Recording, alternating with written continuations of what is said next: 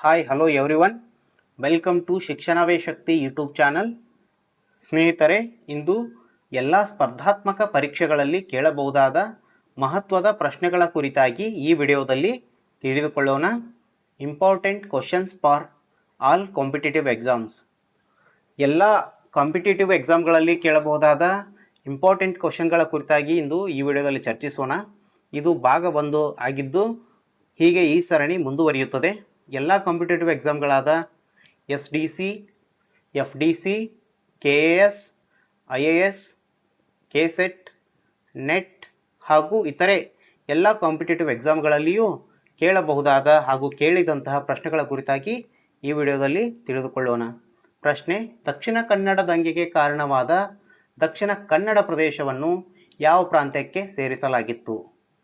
ಆಯ್ಕೆ 1 ಬಂಗಾಳ ಪ್ರಾಂತ್ಯ, ಆಯ್ಕೆ 2 ಮೈಸೂರು ಪ್ರಾಂತ್ಯ, ಆಯ್ಕೆ 3 ಮದ್ರಾಸು ಪ್ರಾಂತ್ಯ, ಆಯ್ಕೆ 4 ಮುಂಬೈ ಪ್ರೆಸಿಡೆನ್ಸಿ. ಪ್ರಶ್ನೆ ಮತ್ತೊಮ್ಮೆ: ದಕ್ಷಿಣ ಕನ್ನಡ ದಂಗೆಗೆ ಕಾರಣವಾದ ದಕ್ಷಿಣ ಕನ್ನಡ ಪ್ರದೇಶವನ್ನು ಯಾವ ಪ್ರಾಂತ್ಯಕ್ಕೆ ಸೇರಿಸಲಾಗಿತ್ತು? ಸ್ನೇಹಿತರೆ, ತಾವು ಉತ್ತರವನ್ನು ಇಲ್ಲಿ ಗೆಸ್ ಮಾಡಬಹುದು. ಉತ್ತರ ಹೀಗಿದೆ. ಸರಿಯಾದ ಉತ್ತರ ದಕ್ಷಿಣ ಕನ್ನಡ ದಂಗೆಗೆ ಕಾರಣವಾದ ದಕ್ಷಿಣ ಕನ್ನಡ ಪ್ರದೇಶವನ್ನು ಆಯ್ಕೆ 3 ಮದ್ರಾಸ್ ಪ್ರಾಂತ್ಯಕ್ಕೆ ಸೇರಿಸಿದ್ದರಿಂದ ಈ ದಕ್ಷಿಣ ಕನ್ನಡ ದಂಗೆ ನಡೆದಿತ್ತು. ಇನ್ನು ನೆಕ್ಸ್ಟ್ ಪ್ರಶ್ನೆ: ದೋಂಡಿಯ ವಾಗಣ ದಂಗೆಯಲ್ಲಿ ಕೊಲ್ಲಲ್ಪಟ್ಟ ಬ್ರಿಟಿಷ್ ಅಧಿಕಾರಿ ಯಾರು? ಪ್ರಶ್ನೆ ಮತ್ತೊಮ್ಮೆ: ದೋಂಡಿಯ ವಾಗ್ನ ದಂಗೆಯಲ್ಲಿ ಕೊಲ್ಲಲ್ಪಟ್ಟ ಬ್ರಿಟಿಷ್ ಅಧಿಕಾರಿ ಯಾರು? ಆಯ್ಕೆ 1 ಆರ್ಥರ್ ವೆಲ್ಲೆಸ್ಲಿ, ಆಯ್ಕೆ 2 ಲಾರ್ಡ್ ಡಾಲ್ಹೌಸಿ, ಆಯ್ಕೆ 3 ರಾಬರ್ಟ್ ಕ್ಲೈವ್, ಆಯ್ಕೆ 4 ಥ್ಯಾಕರೆ. ಸ್ನೇಹಿತರೆ, ತಾವು ಉತ್ತರವನ್ನು ಗೆಸ್ ಮಾಡಬಹುದು. ದೋಂಡಿಯ ವಾಗ್ನ ದಂಗೆಯಲ್ಲಿ ಕೊಲ್ಲಲ್ಪಟ್ಟ ಬ್ರಿಟಿಷ್ ಅಧಿಕಾರಿ ಯಾರು? ಸರಿಯಾದ ಉತ್ತರ ಹೀಗಿದೆ. ಆಯ್ಕೆ 1 ಆರ್ಥರ್ ವೆಲ್ಲೆಸ್ಲಿ. ದೋಂಡಿಯ ವಾಗ್ನ ದಂಗೆಯಲ್ಲಿ ಆರ್ಥರ್ ವೆಲ್ಲೆಸ್ಲಿ ಬ್ರಿಟಿಷ್ ಅಧಿಕಾರಿ, ಈ ವ್ಯಕ್ತಿ ಕೊಲ್ಲಲ್ಪಡುತ್ತಾನೆ. ಇನ್ನು ಮುಂದಿನ ಪ್ರಶ್ನೆ ಹೀಗಿದೆ ಸ್ನೇಹಿತರೆ: ಕರ್ನಾಟಕದ ಝಾನ್ಸಿ ರಾಣಿ ಲಕ್ಷ್ಮೀಬಾಯಿ ಎಂದು ಯಾರನ್ನು ಕರೆಯುತ್ತಾರೆ? ಪ್ರಶ್ನೆ ಮತ್ತೊಮ್ಮೆ: ಕರ್ನಾಟಕದ ಝಾನ್ಸಿ ರಾಣಿ ಲಕ್ಷ್ಮೀಬಾಯಿ ಎಂದು ಯಾರನ್ನು ಕರೆಯುತ್ತಾರೆ? ಆಯ್ಕೆ 1 ಒನಕೆ ಓಬವ್ವ, ಆಯ್ಕೆ 2 ಕಿತ್ತೂರು ರಾಣಿ ಚೆನ್ನಮ್ಮ, ಆಯ್ಕೆ 3 ಬೆಳವಡಿ ಮಲ್ಲಮ್ಮ, ಆಯ್ಕೆ 4 ಬೇಡ ಮಹಿಳೆ ರಾಮಿ. ಸರಿಯಾದ ಉತ್ತರವನ್ನು ಸ್ನೇಹಿತರೆ ಗೆಸ್ ಮಾಡಿ. ಕರ್ನಾಟಕದ ಝಾನ್ಸಿ ರಾಣಿ ಲಕ್ಷ್ಮೀಬಾಯಿ ಎಂದು ಯಾರನ್ನು ಕರೆಯುತ್ತಾರೆ? ಸರಿಯಾದ ಉತ್ತರ ಹೀಗಿದೆ ಸ್ನೇಹಿತರೆ: ಕಿತ್ತೂರು ರಾಣಿ ಚೆನ್ನಮ್ಮ. ಆಯ್ಕೆ 2 ಕರ್ನಾಟಕದ ಝಾನ್ಸಿ ರಾಣಿ ಲಕ್ಷ್ಮೀಬಾಯಿ ಎಂದು ಕಿತ್ತೂರು ರಾಣಿ ಚೆನ್ನಮ್ಮ ಅವರನ್ನು ಕರೆಯುತ್ತಾರೆ. ಮುಂದಿನ ಪ್ರಶ್ನೆ ಹೀಗಿದೆ ಸ್ನೇಹಿತರೆ: ಟಿಪ್ಪುವಿನ ಮಕ್ಕಳು ಫತೇ ಹೈದರ್ ಹಾಗೂ ಮೀರ್ ಅಲಂ 1806ರಲ್ಲಿ ಆರಂಭಿಸಿದ ಬಂಡಾಯ ಯಾವುದು? ಪ್ರಶ್ನೆ ಮತ್ತೊಮ್ಮೆ: ಟಿಪ್ಪುವಿನ ಮಕ್ಕಳು ಫತೇ ಹೈದರ್ ಹಾಗೂ ಮೀರ್ ಅಲಂ 1806ರಲ್ಲಿ ಆರಂಭಿಸಿದ ಬಂಡಾಯ ಯಾವುದು? ಆಯ್ಕೆ 1 ವೆಲ್ಲೂರು ಬಂಡಾಯ, ಆಯ್ಕೆ 2 ಕೊಪ್ಪಳ ದಂಗೆ, ಆಯ್ಕೆ 3 ಸೂಪ ದಂಗೆ, ಆಯ್ಕೆ 4 ನಗರ ದಂಗೆ. ಸ್ನೇಹಿತರೆ, ಉತ್ತರವನ್ನು ಗೆಸ್ ಮಾಡಬಹುದು. ಟಿಪ್ಪುವಿನ ಮಕ್ಕಳು ಫತೇ ಹೈದರ್ ಹಾಗೂ ಮೀರ್ ಅಲಂ 1806ರಲ್ಲಿ ಆರಂಭಿಸಿದ ಬಂಡಾಯ. ಸರಿಯಾದ ಉತ್ತರ ಆಯ್ಕೆ 1 ವೆಲ್ಲೂರು ಬಂಡಾಯ. ವೆಲ್ಲೂರು ಬಂಡಾಯವನ್ನು ಇವರಿಬ್ಬರು 1806ರಲ್ಲಿ ಆರಂಭಿಸುತ್ತಾರೆ. ಇನ್ನು ಮುಂದಿನ ಪ್ರಶ್ನೆ ಹೀಗಿದೆ ಸ್ನೇಹಿತರೆ: ಐಗೂರು ದಂಗೆಯ ನಾಯಕ ಯಾರು? ಪ್ರಶ್ನೆ ಮತ್ತೊಮ್ಮೆ: ಐಗೂರು ದಂಗೆಯ ನಾಯಕ ಯಾರು? ಆಯ್ಕೆ 1 ಟಿಪ್ಪು ಸುಲ್ತಾನ್, ಆಯ್ಕೆ 2 ವೀರಪ್ಪ ನಾಯಕ, ಆಯ್ಕೆ 3 ಬೂದಿ ಬಸಪ್ಪ, ಆಯ್ಕೆ 4 ವೆಂಕಟಾದ್ರಿ ನಾಯಕ. ಈ ಐಗೂರು ದಂಗೆಯ ನಾಯಕ ಯಾರು ಅಂತ ಈ ಪ್ರಶ್ನೆ. ಸ್ನೇಹಿತರೆ, ತಾವು ಉತ್ತರವನ್ನು ಗೆಸ್ ಮಾಡಬಹುದಾಗಿದೆ. ಐಗೂರು ದಂಗೆಯ ನಾಯಕರು 1 ಟಿಪ್ಪು ಸುಲ್ತಾನು, 2 ವೀರಪ್ಪ ನಾಯಕ, 3 ಬೂದಿ ಬಸಪ್ಪ, 4 ವೆಂಕಟಾದ್ರಿ ನಾಯಕ. ಸ್ನೇಹಿತರೆ, ಸರಿಯಾದ ಉತ್ತರ ಹೀಗಿದೆ. ಆಯ್ಕೆ 4 ವೆಂಕಟಾದ್ರಿ ನಾಯಕ. ವೆಂಕಟಾದ್ರಿ ನಾಯಕ ಅವರು ಈ ಐಗೂರು ದಂಗೆಯ ನಾಯಕರಾಗಿರುತ್ತಾರೆ. ಇನ್ನು ಮುಂದಿನ ಪ್ರಶ್ನೆ ಹೀಗಿದೆ ಸ್ನೇಹಿತರೆ: ದಕ್ಷಿಣ ಭಾರತದ ಬಂಡಾಯ ಎಂದು ಯಾವ ದಂಗೆಯನ್ನು ಕರೆಯುತ್ತಾರೆ?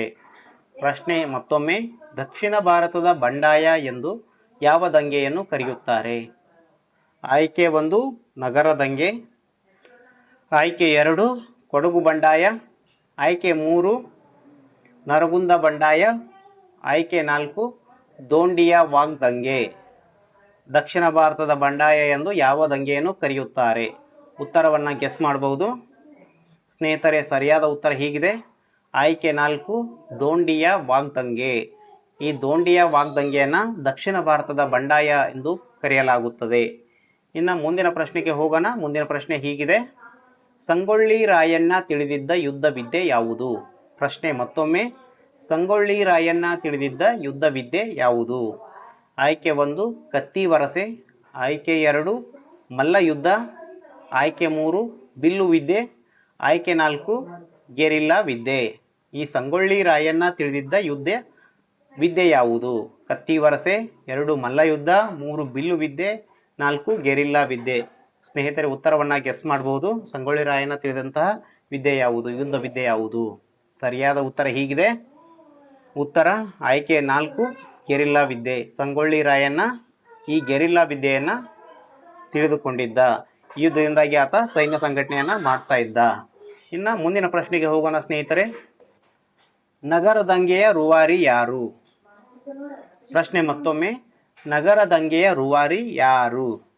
ಆಯ್ಕೆ 1 ಛತ್ರಪತಿ ಶಿವಾಜಿ, ಆಯ್ಕೆ 2 ಬೂದಿ ಬಸಪ್ಪ, ಆಯ್ಕೆ 3 ತಿರುಮಲ ರಾಯರು, ಆಯ್ಕೆ 4 ಮೇಘಶ್ಯಾಮರು. ನಗರ ದಂಗೆಯ ರೂವಾರಿ ಯಾರು? ಛತ್ರಪತಿ ಶಿವಾಜಿ 1 ಆಯ್ಕೆ, 2 ಬೂದಿ ಬಸಪ್ಪ, 3 ತಿರುಮಲ ರಾಯರು, 4 ಮೇಘಶ್ಯಾಮರು. ಸ್ನೇಹಿತರೆ, ಸರಿಯಾದ ಉತ್ತರ ಹೀಗಿದೆ. ಉತ್ತರ ಆಯ್ಕೆ 2 ಬೂದಿ ಬಸಪ್ಪ.